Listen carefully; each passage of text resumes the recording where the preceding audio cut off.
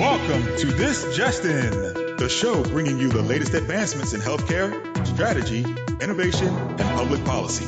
And now, for the fastest voice in healthcare, here's your host, Justin Barnes.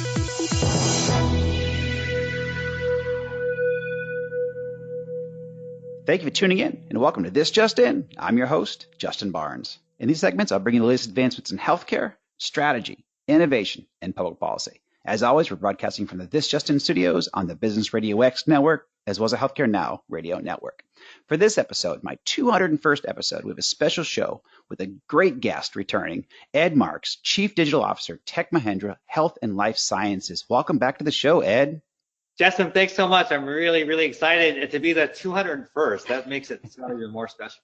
You got it, my friend. I wouldn't have it for anybody else. So first of all, how are you doing in all of this COVID and pandemic and everything happening out there?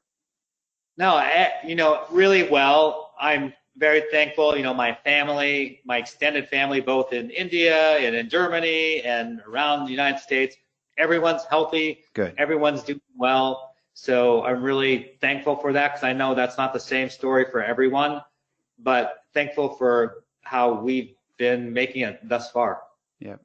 Excellent. Yeah, and we're in the same boat. We've been very fortunate, very blessed. Everybody's healthy. We're adhering to, a lot of the social distancing. We're certainly staying at home or sheltering in place for the most part. We're pretty fortunate where we're spread out a little bit here in Atlanta. Even we're in the city, but still we're on some property, and we're very cautious when we go to the store, and we're taking every precaution. And also, we don't really have any friends that have contracted it either. I've actually reached out just to make sure everybody's, staying safe. And so I think all the way around, we've been very fortunate, and hopefully, obviously, the same for you.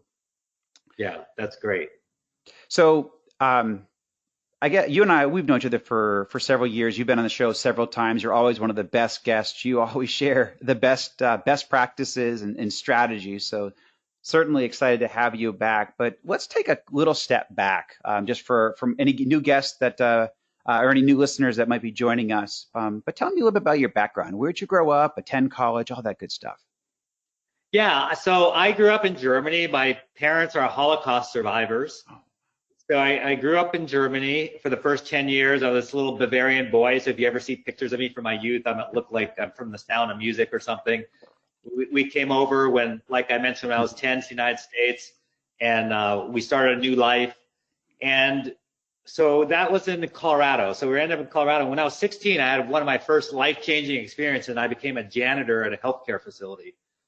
And I knew, even though I had a Sony Walkman on, listening to Black Sabbath and maybe Rush and AC/DC, I just knew I was supposed to be in healthcare. I had no idea what that meant. I'm 16 years old, but I just had this funny sensation, like, wow, I love this, and I want to be part of this. And so from there, I was really sort of focused on, hey, what can I do in healthcare? So I was the youngest of 7. We weren't a very well-to-do family at all in terms of material things and financials. But my parents always made it clear, you all are going to college. You're just going to have to pay your own way. So I knew I'm going to have to figure that out. Yep. Unfortunately, I didn't apply myself academically like some of my other brothers and sisters who all got scholarships. So I had to actually work hard my way through college. So I joined the Army Reserve, and of course I chose to become a combat medic because, again, I wanted to stay in that healthcare theme. Things got better for me. I started, I had some more life change experience in college, but that healthcare passion just stuck with me. And ultimately, after I graduated, I had a bachelor's in psychology, only to salvage my grades because I was a 1.6 GPA my freshman year. I was like, messed up. That's another story for another show. But I got my life together, and then went on, became an Army combat engineer officer, but still really wanted to do the healthcare thing. And so I went back to school. I got a master's in consumer science and some business related type of degrees, and went back to the hospital. And I was like, I need a job at the hospital. I'll do anything. And I was overeducated, but underqualified. So finally I got my first break as an anesthesia technologist. And again, I was just floored. I was like, oh my gosh, I want to do this so bad. And at that time, I felt like it was not the right decision, but I was like 25, 26. I thought I was probably too old to go to medical school or anything like that. So I looked for other opportunities. So I got an opportunity working in physician relations. So it's kind of taken my business degrees and my marketing emphasis and really working in physician relations. And then there was an IT division, and the IT division had this great new product. Now realize this was 1995.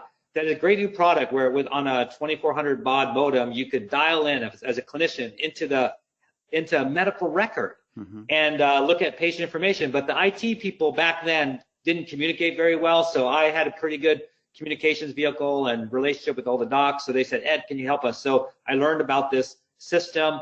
I learned about how that you could dial in. So anyways, we went from 5% adoption to 95% in less than a year. Wow. And so I thought, wow, that's pretty cool, this technology stuff. Then ultimately what happened is the birth of our second child, which was our first daughter. And it was a very traumatic birth. And again, without going into a lot of detail, she was born without life. She was born floppy. And so we were like, oh my gosh, you know, what's going on here? They revived her, but she had 3 life-threatening complications. And they're like, Mr. and Mrs. Marx, you have 2 choices. Send her, life flight her to a children's hospital where you have the appropriate level NICU, or keep her here and take your chances, but at least you'll all be together, because my wife had some complications as well. She was hospitalized. And then it was oh my gosh, snap. We have this technology where people can dial in. What if we took that down to Denver Children's Hospital and they could dial into our systems and then do real-time analysis and talk with our NICU docs and have the best of both worlds? So that's what we did back in those days. So we had to send someone down. It was only a couple-hour drive.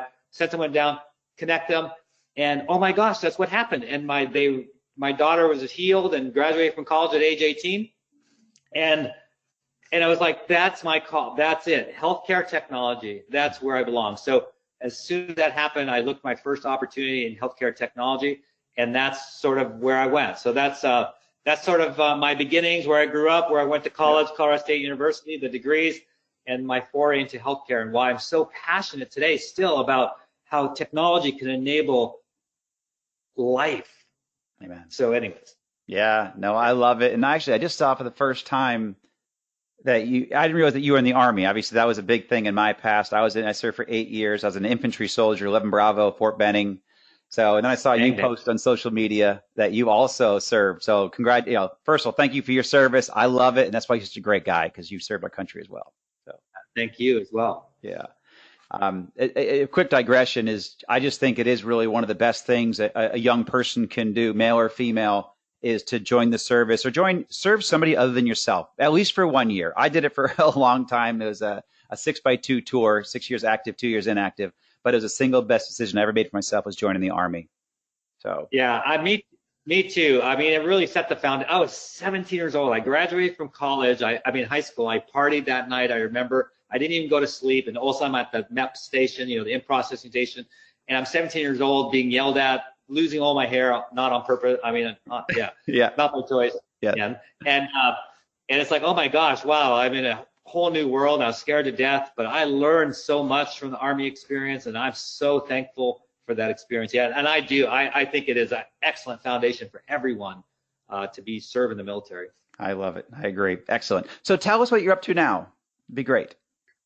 Yeah, so I just consider myself like one of the luckiest guys in the world, just because I've had the opportunity to serve with amazing people and amazing organizations. Yes. And it really has, and I don't say this out of humility, it really has very little to do with me. There's just opportunities that opened up, and getting to serve with amazing people, and so it just sort of happened. So for a long time, as you know, I had the opportunity to serve in some pretty neat healthcare systems around the United States. You know, New York City Health and Hospitals, which I just so thankful for that experience, and how they've come through has been amazing in dealing with COVID.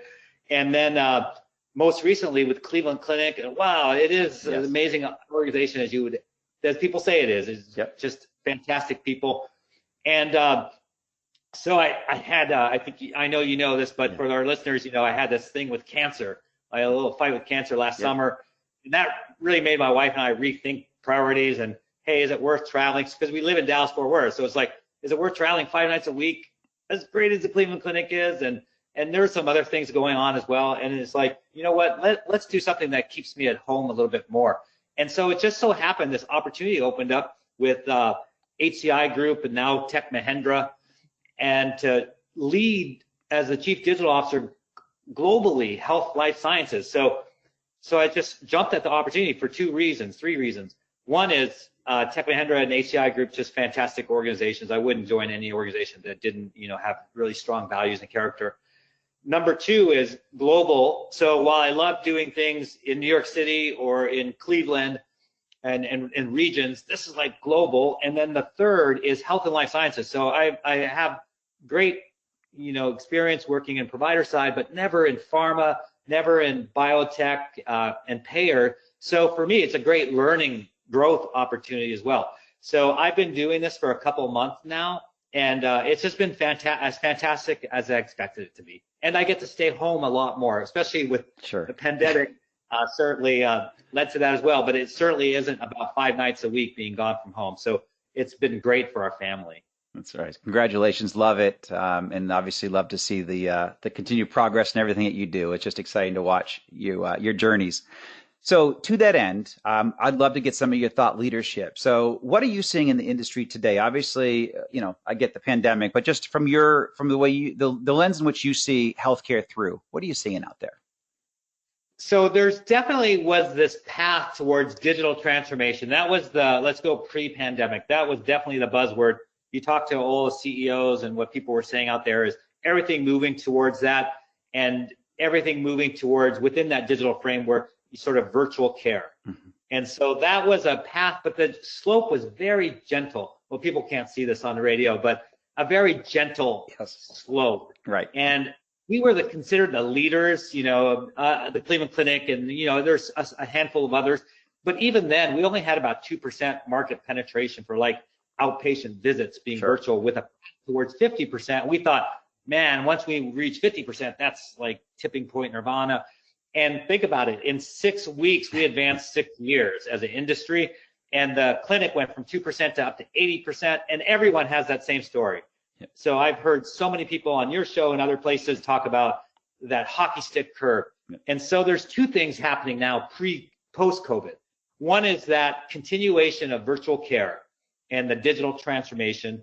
And the second thing is, how do we take out costs? So when I speak to my peers around the world now, the conversation is really around two things. Ed, how do we take out costs? How do we leverage technology to remove the cost of healthcare, and at the same time accelerate virtual care? And so you have to be bimodal, and you have to be able to do both. So those are the two major themes I'm seeing out there, and certainly where I'm spending a lot of my time. Yep. I love it. As you know, I'm on the virtual care bandwagon from that standpoint as well. I mean, I bet we've all supported it for a decade plus, but to see this transformation over the last 6 weeks, it's exciting, but we also be in our hearts, we know it's the right thing for healthcare.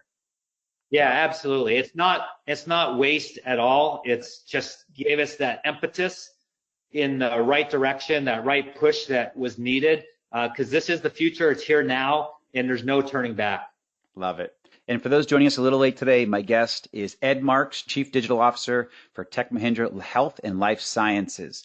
So, and also I think you may have seen or just published this morning was Tennessee Blue Cross Blue Shield, where they have now made telehealth reimbursement permanent. So it's not just a temporary for pandemic, but now you're going to start to see all these dominoes fall with just telehealth being mainstay to care strategy. Yeah, like many people have said already, to requote them, is the genie is out of the bottle. Yep. And there's no way to get the genie back in. We're here to stay in the new world, and it's going to require an adjustment. So it is great to see some of these rules being changed, some of the bureaucracy being broken.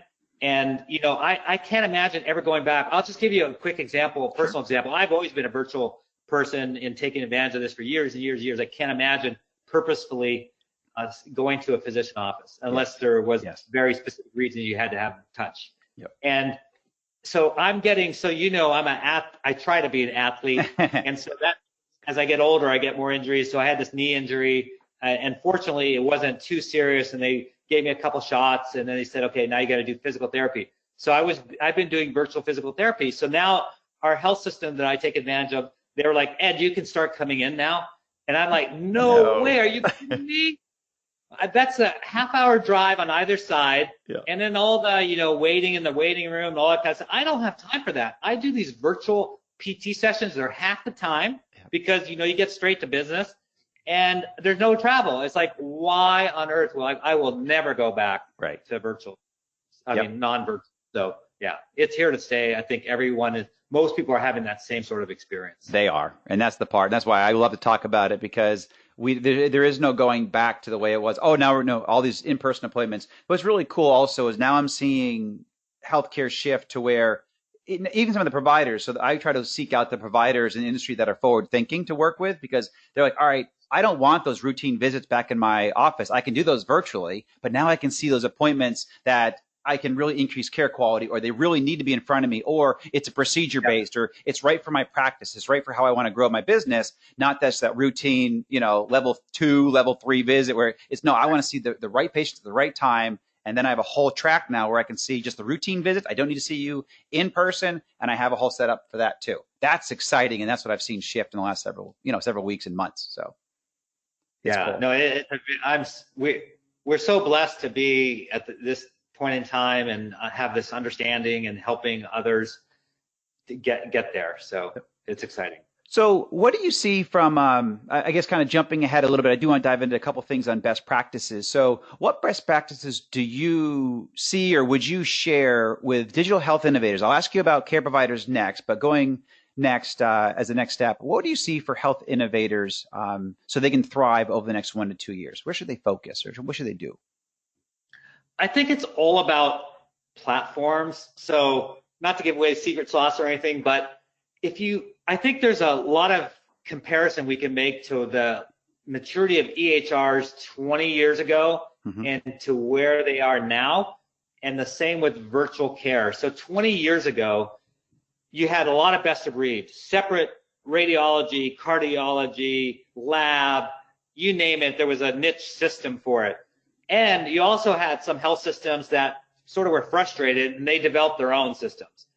And over time, the EHR vendors kind of caught up in their level of maturity and they said, hey, we can do lab systems, we can do radiology, and sort of made the platform play. And I think that, individual companies today that are doing virtual care should really think about the breadth and depth of their capabilities and really try to broaden their platforms so that they can capture more of that. And because it's really about the human experience. So that's a big difference than from the past. So not only has technology matured and we're headed to platforms, but it's got to be centered now around the experience. Because, you hear about clinician burnout because, EHRs weren't developed with the experience in mind. They were developed for other reasons. Yes. And so I think, it's really to answer you in two ways. One is the platform play, and the other is the experience. So you have to center everything you do around the human experience. So whether it be about the clinician or about the patient, really focus on those two things, platform and experience. I love it. And I couldn't agree more. Having as much integrated on a single platform as possible, because providers, no matter one doctor practice to 1,000 doctors, they don't have the time or the bandwidth, or do they want to worry about integrating all these cabobbled products together. So that's about the full platform play as far as you can take that platform. And then certainly about the experience, the patients care, starting off with the care provider, but they've got to have workflows and usability and just have that functionality without slowing them down, about giving them the breadth and depth to the product and what they need to achieve, all based around their outcomes as well. But then also patient experience. Patients have got to be able to use the products and be able to interact seamlessly like they do with a bunch of their devices and apps in their life or applications in their world. So. Yeah, I agree. And so we take the lessons learned from 20 years ago in the EHR evolution and apply it now. And let's not take 20 years to come to the same conclusion. Let's apply everything, because we got the technology, and now let's focus on the experience and the outcomes, as you mentioned. Excellent. So what would you say if you had a room full of providers, and you will, I think we have several thousand that listen every week to this show. So what, when you're speaking to providers specifically, what best practices would you share with them so they can thrive? They've obviously, their world has been turned upside down over the last 90 days or so. But what would you say to them and for the coming months and years, and what they can do to focus or be best prepared for the future? Yeah, first of all, again, given the timing of our show and the pandemic, is thank you for all that you do. I've always been thankful and gracious to our providers just for the life-saving work that they do and the quality of life work. but especially now more than ever. And, my wife's a nurse, and I just have nothing but deep respect for everyone in the profession and what they do. So that's first and foremost. The second thing was probably some of the same what we just talked about, and that is focus on the experience for the patients, and how do we make it as seamless and as frictionless as possible, because they're dealing with tough stuff. And again, I went through this cancer thing, stage 4 type of cancer. Thankfully, because of great care, I'm fine today. I'm completely healed. Amen. And, you have to think about that. What's that experience like? What's that journey like? And so as important as technology is, and as important as care is, the care for the whole person is just as important as any other part of the treatment. And I was, again, thankful that I was in an organization where I was being treated that took that whole person persona in mind. And so it can never be forgotten. So how do we make it as seamless and as frictionless from everything, from every interaction with you as a provider? Make it as easy and simple as possible, because there's I call it the fog of war that you and I as a former infantry people and Army people would know. And so it gets confusing, and what may seem simple to us as providers is not so simple. And then the other thing is, so again, the experience of the patient, but also of the family.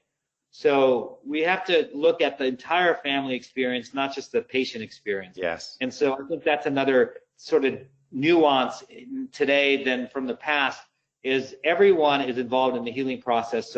So treat everyone as if they're part of that, overall ecosystem.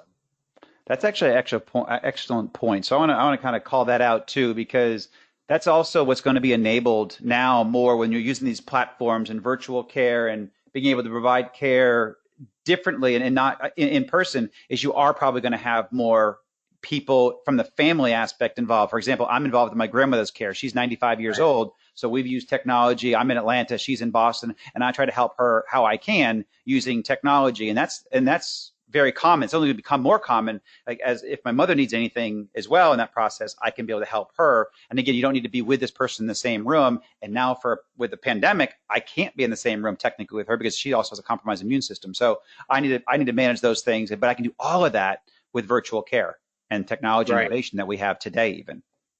So. Yeah, so on a very practical level, and we're enabling some of this today, is telemedicine, which we spoke about.